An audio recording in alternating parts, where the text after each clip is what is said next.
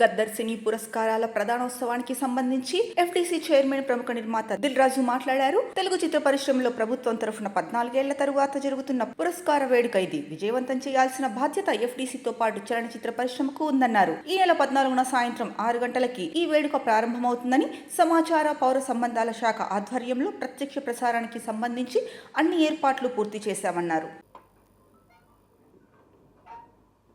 So ఈరోజు యాక్చువల్గా ఈ ఈవెంట్, ఈ ప్రెస్ మీట్కి మంత్రివర్యులు కూడా రావాల్సింది ఉంది. పోతే ఆ ఇన్సిడెంట్ వల్ల సో ఈరోజు ఆ ప్రోగ్రామ్ని క్యాన్సిల్ చేసి సో మీడియా మిత్రుల ద్వారా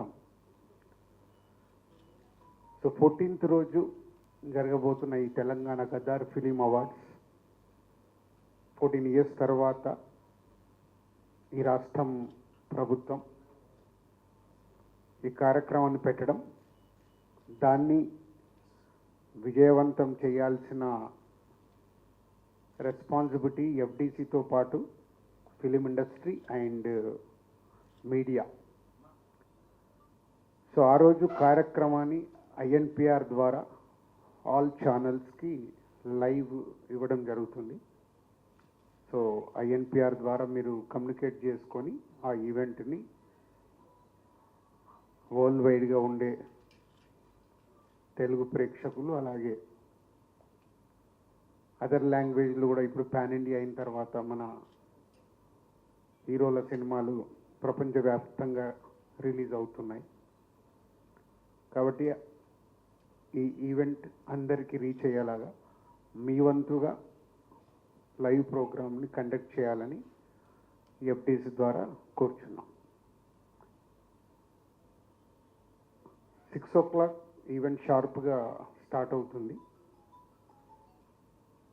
2014 నుంచి 2023 వరకు every year three best films, ప్రతి బెస్ట్ ఫిలింకి hero, heroine, producer and director 4 awards ఇవ్వడం అనేది ఇప్పుడు ఈ తెలంగాణ గదర్ ఫిలిం అవార్డ్స్ నుంచి ఇంట్రడ్యూస్ చేస్తున్నాం.